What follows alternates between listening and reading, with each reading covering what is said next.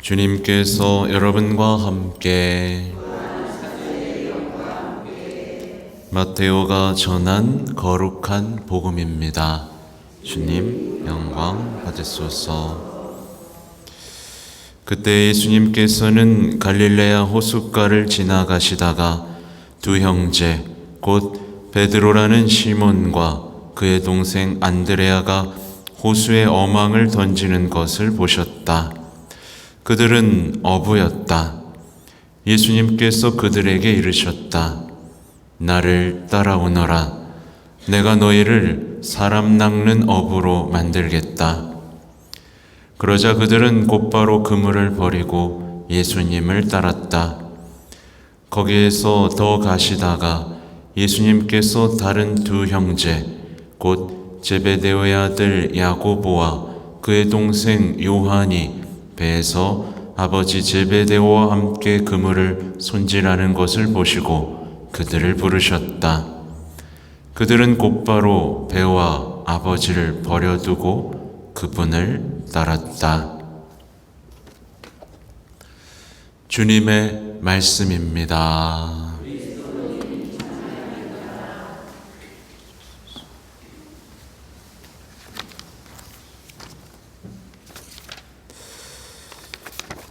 찬미 예수님. 네, 안드레아 사도 축일입니다.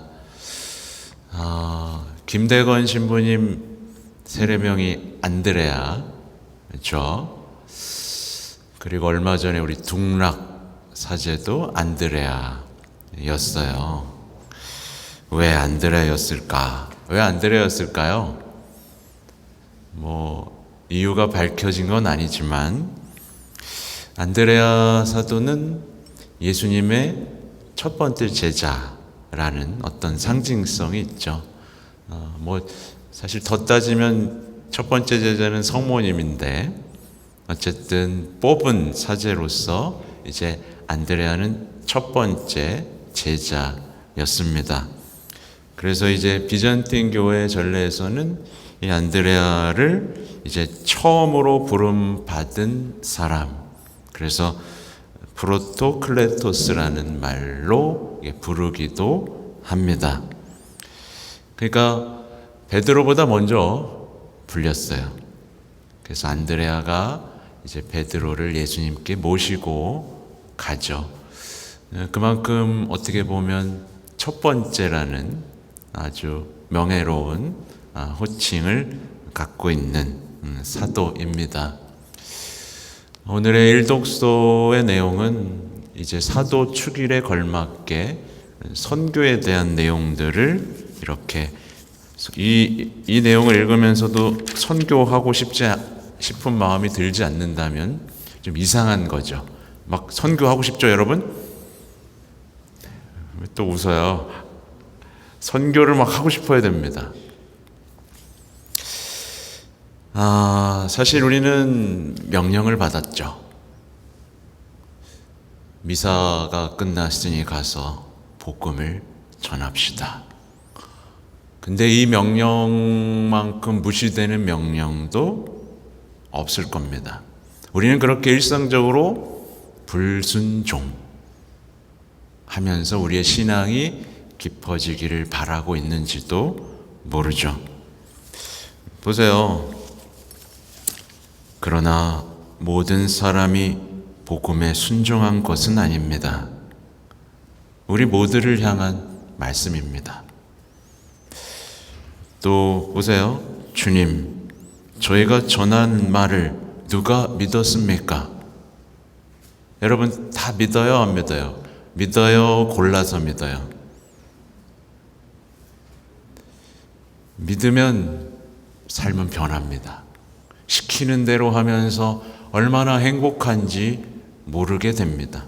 근데 골라서 믿고 하고 싶은 것만 하면 이 신앙은 정말, 그죠? 뭔 말인지 아시겠죠? 그래서 오늘은 제가 강론을 준비하면서 이제 요한 바오로 2세 교황님의 어떤 선교 회칙을 좀 읽으면서 몇 가지 나눌 것들을 정리했습니다. 이미 다 알고 계시겠지만 모든 그리스도인들은 선교해야 됩니다. 선교. 그렇죠? 본당사제는 여러분에게 믿음과 선교의 열정 뒤에서 이렇게 서포트를 해줍니다. 그러나 구체적인 사람과의 만남에서 예수님을 전파할 수 있는 이들은 누구죠? 바로 여러분입니다. 제가 일일이 여러분 직장까지 찾아가서 예수님 믿고 천국 가세요 라고 할 수 없습니다. 여러분이 일상적으로 증거하고 매력을 보여주지 않는 이상 복음은 전해지지 않습니다. 사실은 우리가 선교해야 하는 첫 번째 이유는 뭐냐면, 그러니까 교황님이 강조하신 게 뭐냐면 인류를 위한 첫째가는 봉사다 이거예요. 사실 사람들은 예수를 몰라요. 완전히 가려진 세상에 살고 있고 그러다 보니까 다 열심히 사는데 삶이 다 말도 아니게 망가져 있습니다. 그죠? 예수님을 모르면 망가져요.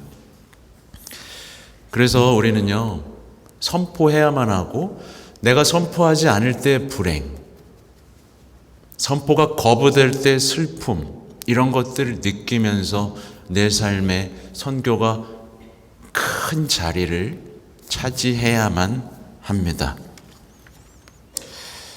그래서 유명한 얘기가 있죠. 신앙을 여러분 견고하게 하려면 뭘 해야 돼요? 기도 모임이 열심히 나오면 됩니까? 아니요. 신앙을 견고하게 하려면 선교해야 됩니다. 선교하면서 내 신앙이 견고해지는 거예요. 그건 저도 지금 체험하고 있습니다. 본당에서 이렇게 얘기할 때보다 온갖 군데를 돌아다니면서 복음을 선포할 때 비로소 제 사제의 신앙도 다시 견고하게 커져만 갔습니다. 그래서 교황님을 뚫어보시는 거예요.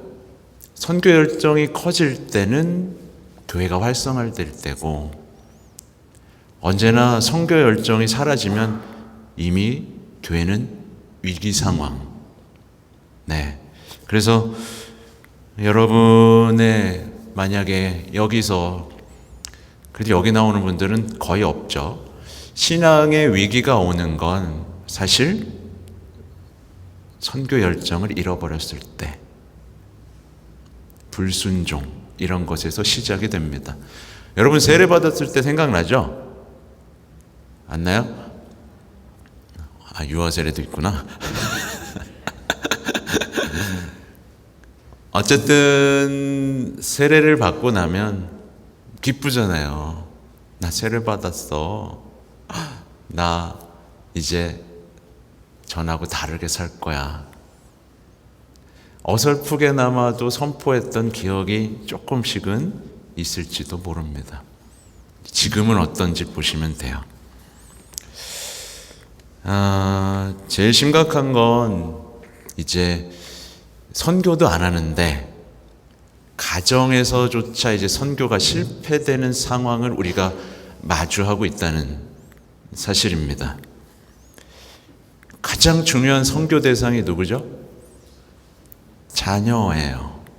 배우자는 말할 것도 없고요. 당연한 거고, 자녀가 선교 대상인데 자녀에게 실패하고 있다면 내 신앙을 점검해 봐야 되는 겁니다. 그렇죠?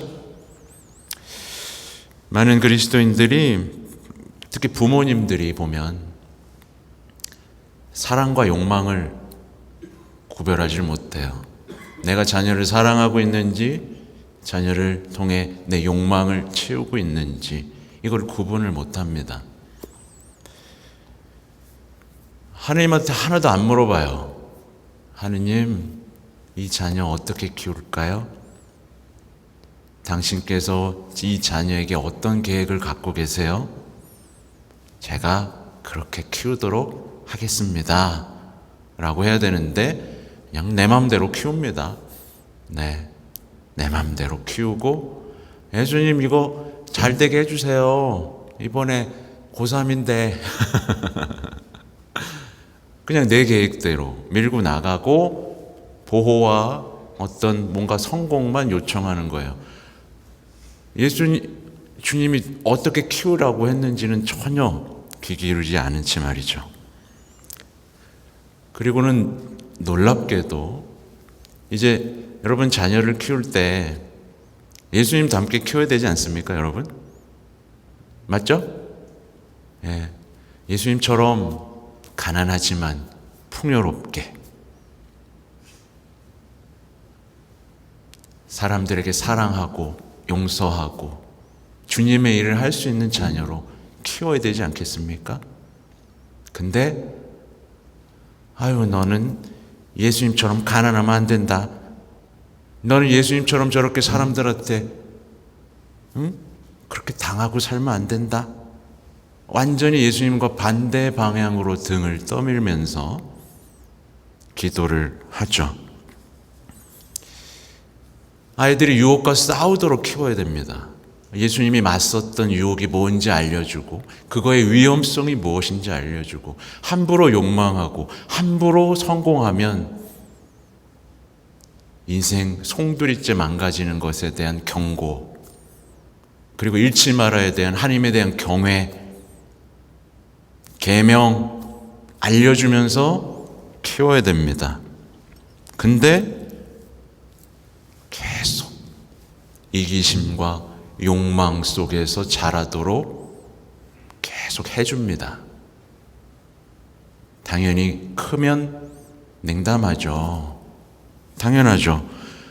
신앙이라는 가치를 알아볼 눈이 없거든요. 그동안 욕망했는데, 내가 나한테 좋은 것만 하고 살았는데 갑자기 자신을 버려 용서해, 가난해, 이런 복음적 가치들이 들어갈 눈이 멀어버린 거잖아요.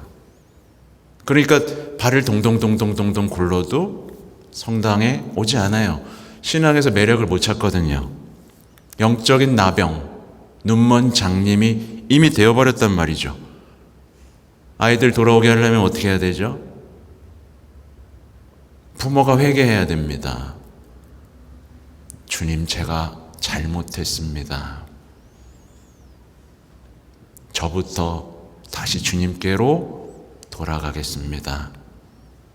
근데 이거 없이 자식이 힘들고 어려운 것만 고쳐달라고 하는 왜곡된 사랑, 이게 지금 오늘날의 수많은 신앙인들의 가정에서 벌어지는 현실이죠. 우리는 예수님을 만나서 해방됐습니다. 그렇죠? 죄에서 해방됐고 죽음에서 해방됐습니다. 그래서 새로운 삶을 자신 있게 살 수 있게 됐죠. 네, 두려움 없이 평화롭게 살 수 있게 됐습니다. 근데 오늘 보면 나오는 것처럼 제가 여기 와서 1년 동안 성모님 얘기 엄청 했죠. 그죠? 네, 귀에 목이, 그쵸? 그런데 고집스럽게 아직도 참된 신심을 한 장도 안 펴버린 사람들이 있을 겁니다. 네. 아무리 전해도 안 믿는 거죠. 아무리 전해도. 들어도 못 들은 것처럼 완고하게 내가 해왔던 대로만, 저 신부가 뭐라고 말을 하든 말든 그런 완고함도 있어요.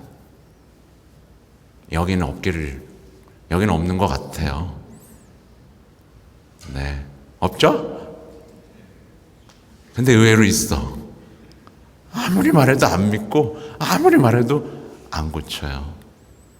고해성사 할 거리를 그렇게 줬는데도 안 들어와요. 딴 데라도 가서 봤으면 좋겠습니다.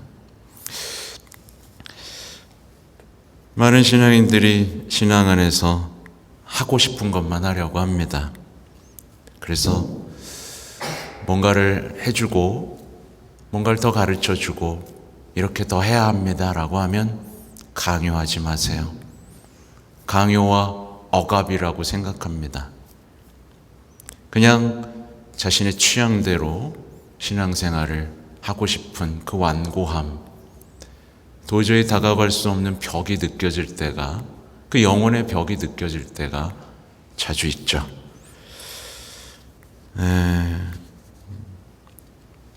하여튼 중요한 내용들 있잖아요. 우리 신앙의 하느님 나라에 대한 그 설레는 마음, 죄의 용서와 구원, 이 말씀만 들어도 우리는 내가 얼마나 복된 부르심을 받았는지 알고 기뻐해야 하는데, 여러분 죄를 용서받았습니다. 여러분 하느님 나라가 가까이 왔습니다. 꿈쩍도 안 합니다. 꿈쩍도 안 해요.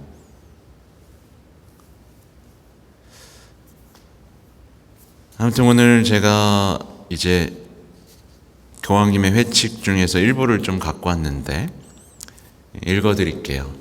현대사의 모습들을 조금 직면할 수 있게 도와주시는 말씀입니다.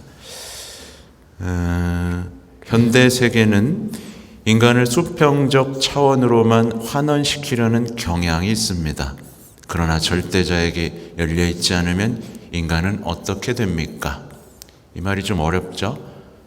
그러니까 그냥 다 평등, 서로 사랑, 배려 이렇게만 돼 있고, 절대자라는 어떤 수직적인 내 위에 있는 어떤 권위가 있는 걸 허용하지 않는다는 거죠.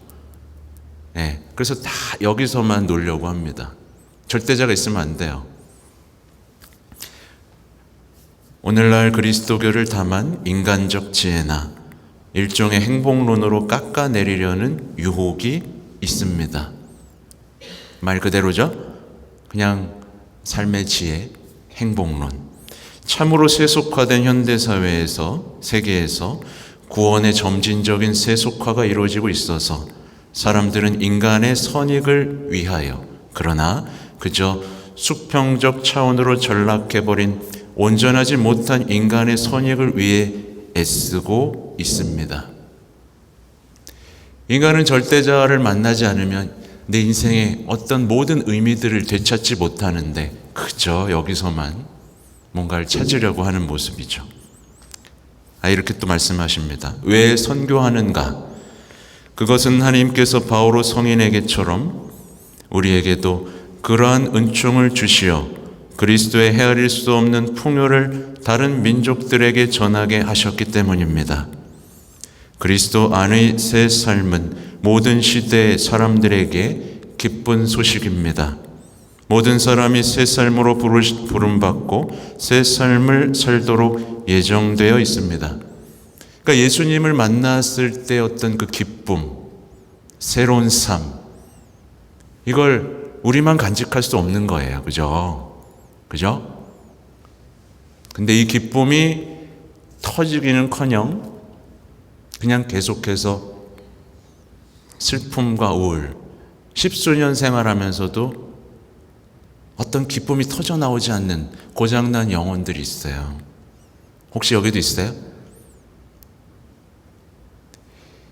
기쁨을 주체할 수 없어야 됩니다. 전하지 않고는 못 견디는, 그분의 말씀을 전하지 않고는 못 견디는 그 삶이 진짜입니다.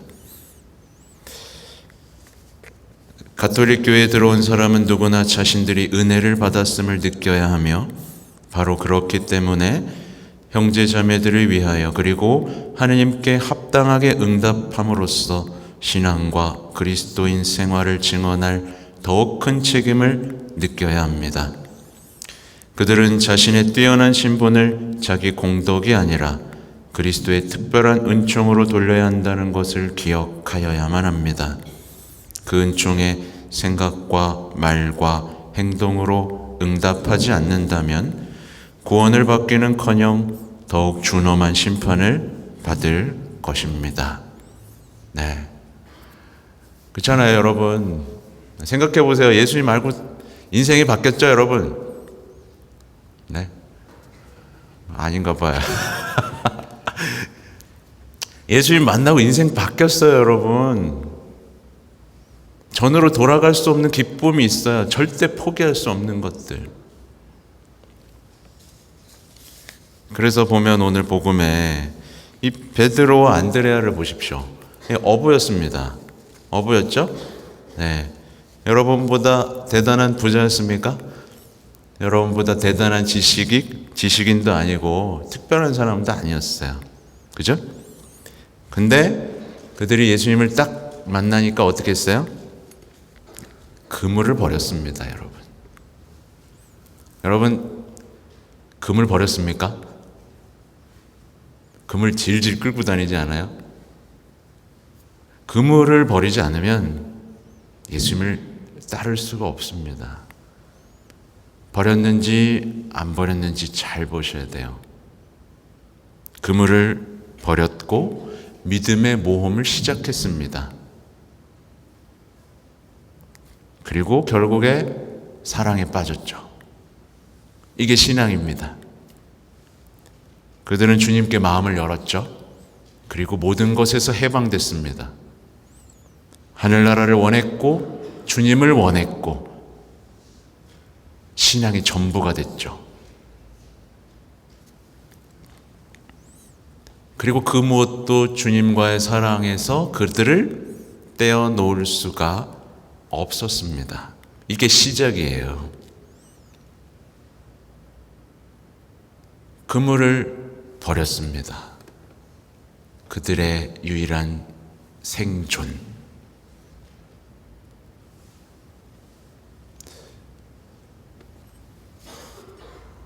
더 중요한 게 있어요. 예수님께서 그들을 붙잡고 설득했습니까? 얘들아, 날 따라오면 말이지 내가 말이야 막 이거 저거 안 했어요. 따라와라. 그 한마디에 그들은 살아왔던 삶에서 떠났습니다. 굉장히 충격적인 내용이죠. 아니 어떻게 이럴 수 있을까? 보세요. 그들은 들었고 믿었고 따랐고 고백했고 신앙 때문에 죽었습니다. 너무 간단한 일입니다, 여러분. 예수님이 거짓말쟁이입니까? 따라오라고 해놓고 만신창이로 살게 만들 분입니까, 여러분? 아니죠. 예. 근데 오늘날은 그 어떤 얘기를 해도 신앙이 들어가지 않는 이상한 시대가 되어버렸습니다. 온갖 변명, 핑계로 신앙이 들어가지 않는 거예요. 새 삶이 시작되지 않는 거예요. 겨자씨 하나할 만한 믿음조차 없는 시대가 됐죠. 우리의 삶을 봐야 되고요. 제일 중요한 건 선포입니다, 여러분. 선교. 시작하셔야 돼요. 네. 내일 하면 늦습니다. 오늘 내가 가장 사랑하는 이들에게 어떻게 선교할 것인가. 주님 도와주십시오. 저는 배운 것도 없고 할 줄 아는 것도 없습니다. 그러나 당신의 말씀대로 살아보고 싶습니다. 믿습니다. 네.